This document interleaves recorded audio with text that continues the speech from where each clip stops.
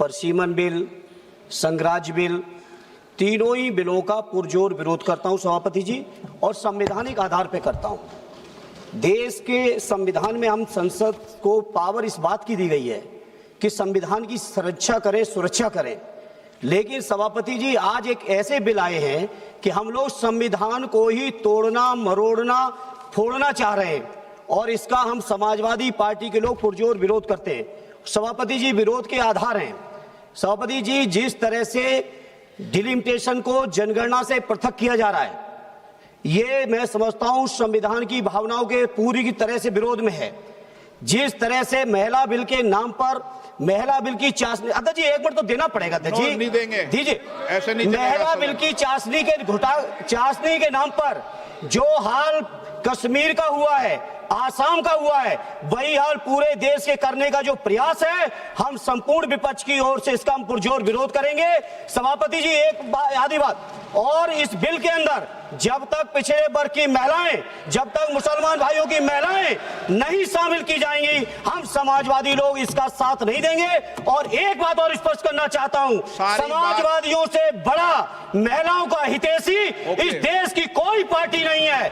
आज भी आपसे ज्यादा प्रतिशत हमारे अंदर महिलाओं की है। इसलिए सभापति जी आपके माध्यम से सरकार से अनुरोध है कि इस बिल को, संविधान संशोधन बिल को, परसीमन बिल को, केंद्र राज्य संशोधन बिल को वापस लिया जाए, और जो 2023 में महिला बिल लागू किया इस सदन ने, उसका अनुपालन किया जाए, देश के अंदर लागू किया जाए। अब सब सीनियर सदस्य हैं, सबको बार बार टोकने का, रोकने का कहेंगे तो अध्यक्ष महोदय हमें रोकते हैं, टोकते हैं। इसीलिए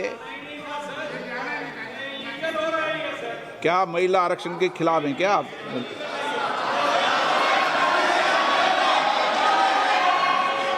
यदि अब मैं नियम 72 को पढ़ दूं, नियम 72 को पढ़ दूं, एक मिनट एन के प्रेमचंद्र जी, नियम 72 क्या कहता है ये पहले सबको स्पष्ट कर दूं। यदि किसी विधेयक को पुनर्स्थापित करने की अनुमति के प्रस्ताव का विरोध किया जाए तो अध्यक्ष द्वारा यदि ठीक समझा जाए और प्रस्ताव का विरोध करने वाले सदस्य प्रस्ताव को पेश करने वाले सदस्य द्वारा संक्षिप्त वक्तव्य दिए जाने की अनुज्ञा देने के बाद बिना अग्रतर वाद विवाद के प्रश्न को रखा जा सकेगा। परंतु जब प्रस्ताव इस आधार पर विरोध किया जाए कि विधेयक ऐसे विधान का, लेजिस्लेटिव कॉम्पिटेंस का, ऐसे विधेयक का विधान का सूत्रपात करता है जो विधायन क्षमता से परे है, तो अध्यक्ष द्वारा उस पर पूर्ण चर्चा की आज्ञा दी जा सकती है। परंतु ये भी है कि अध्यक्ष द्वारा वित्त विधेयक या विनियोग विधेयक को प्रस्तावित करने की अनुमति का प्रस्ताव तुरंत मतदान के लिए रखा जा सकता है। अब आपने रूल 72 में जिन्होंने नोटिस दिया है, आपने रूल 72 में ये टेक्निकल विषय उठाने का मौका दिया जा रहा है। मेरा एक बहुत विनम्रता से एक रिक्वेस्ट है, अभी जैसे हमारा समाजवादी ने कहा कि मुस्लिम महिलाओं का आरक्षण होना चाहिए, ये असंवैधानिक बात इस तरह का रूल 72 में ना बोले। धर्म के नाम पर यह रिजर्वेशन नहीं हो सकता, संविधान में नहीं है, इस तरह का बात ना करें। आपने नहीं बुलाया आज ही क्यों महिला विधेयक को?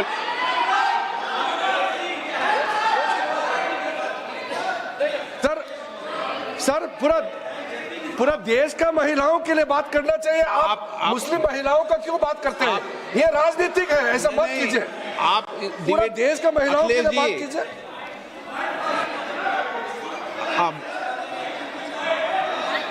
अखिलेश जी बोल दे। जल्दीबाजी क्यों है आपको जल्दीबाजी क्यों है? महिला विधेयक के पक्ष में हम, आप जनगणना क्यों नहीं कराना चाहते? ये अध्यक्ष महोदय, आप सेंसस ये इसलिए नहीं करना चाहते हैं कि जैसे ही जनगणना होगी हम सब लोग जाति गणना मांगेंगे, जाति गणना होगी तो हम आरक्षण मांगेंगे, इसीलिए आप लोग धोखा देकर के आना चाहते हैं। आपको भी पर्याप्त मौका देंगे, सबको पर्याप्त मौका देंगे। माननीय अध्यक्ष जी, अखिलेश जी ने बोला है तो अखिलेश जी ने बोला, उसका जवाब दे रहे हो तो हाँ हाँ, उसी पे जा रहे हैं, उसी पे बोल रहे हैं, उसी पे बोल रहे हैं। हाँ माननीय अध्यक्ष जी, सदन की कार्यवाही को पूरा देश देख रहा है। कुछ स्टेटमेंट ऐसे किए गए जो जनता में चिंता पैदा कर सकते हैं। अखिलेश जी ने कहा जनगणना क्यों नहीं हो रही है। मैं पूरे सदन के माध्यम से देश की जनता को बताना चाहता हूं, जनगणना का काम शुरू हो चुका है, जारी। 2, उन्होंने कहा कि हम जाति जनगणना का मांग करेंगे। मान्यवर, मैं आपके माध्यम से सदन को बताना चाहता हूं कि सरकार ने जाति की जनगणना करने का निर्णय ले चुकी है और आप बैठिए बैठिए बता दो। अरे बैठिए भाई, बैठिए। और जाति के साथ ही ये जनगणना हो रही है। माननीय सदस्य धर्मेंद्र यादव जी कह रहे हैं कि कॉलम नहीं है। उनको मालूम पड़ना चाहिए कि अभी घरों की गिनती हो रही है और घरों की कोई जाति नहीं होती है। समाजवादी पार्टी का चले तो घरों की भी जाति तय कर ले। मान्यवर, जब व्यक्तियों की जनगणना होगी, नागरिकों की जनगणना होगी, तब उसमें जाति का कॉलम रखा है। ये मेरा विभाग है। मैं सदन को आश्वस्त करना चाहता हूं कि ये जनगणना जाति जनगणना के साथ ही होने वाली है। तीसरी बात, इन्होंने ये जो आपने समझाया कि नियम 72 की जो खिड़की है वो हमें लेजिस्लेटिव कॉम्पिटेंसी पर और कॉन्स्टिट्यूशनल कॉम्पिटेंसी पर बोलने की ही इजाजत देती है। वो खिड़की का उपयोग कर धर्मेंद्र यादव जी ने एकदम गैर संवैधानिक बात करी, मुस्लिम महिलाओं को आरक्षण की। मान्यवर, हमारा संविधान किसी भी प्रकार के धर्म के आधार पर आरक्षण की कतई मंजूरी नहीं देगा। और मैं फिर से संकल्प सरकार का बताता हूं कि धर्म के आधार पर मुस्लिमों को किसी भी प्रकार का आरक्षण गैर संवैधानिक है, इसका सवाल ही पैदा नहीं होता है।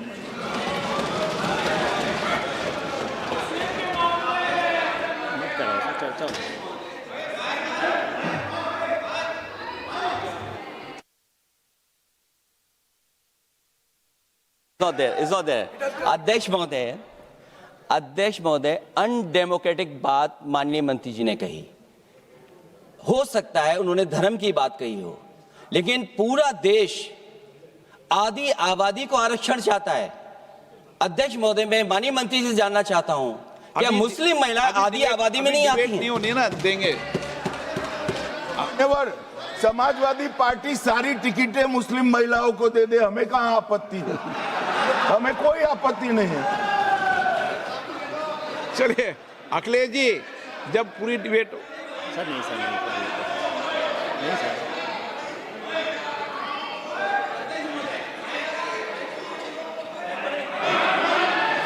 अच्छा, अध्यक्ष महोदय, बहुत विनम्र उससे होकर के किसी को हर्ट न करे वो बात भी मैं कहना चाहता हूं। अध्यक्ष महोदय, जब माननीय प्रधानमंत्री जी को पिछड़ों से वोट चाहिए था, तो माननीय प्रधानमंत्री जी अपने आप को कहा कि मैं पिछड़ी जाति से आता हूं। चलो ये नहीं, चलिए आगे बढ़िए। अब आप डिबेट मत करो ऐसे, ठीक है ना? चलिए doctor कोकोली Ghosh,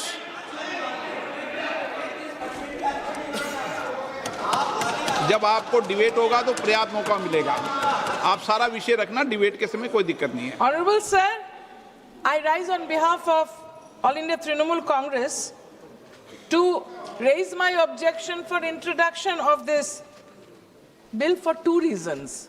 The 131st Amendment of the Constitution. First, the Article 334A is arbitrary as it makes women's reservation dependent on a future delimitation exercise, contingent on the discretion of the government. This creates uncertainty and allows the government to delay implementation. Equality cannot depend on political exercises. Equality comes by birth, by democratic rights given in the Constitution by Ambedkar Sahab, whose birth centenary we just celebrated this week. And secondly, sir, the Constitution mandates periodic readjustment after each census under Article 82 and 170 for Lok Sabha and Vidhan Sabha. This bill deletes that mandate and substitutes it with executive discretion, converting it into obligation into political choice. And also, women should be elected to the additional seats like All India Trinamool Congress always feels more than 33% before even 2023 when the bill was passed. And women will be elected to the additional seats created through reservation without cutting the seats of the existing male MPs. This is chauvinism, this is anti-democratic, it is unconstitutional. Thank you, sir. मुझे लग रहा है कि सदन में सभी मान्य नेताओं को विरोध बिल का करें, उसके पहले अपने मत को दे देंगे तो देश समझ जाएगा। इसलिए पूरी डिबेट के समय मत देना, अभी विधायक क्षमता पे कर लो। चलिए, नहीं वो तो ठीक है, लेकिन मैंने कहा एन के प्रेमचंदन जी समझा दो इनको।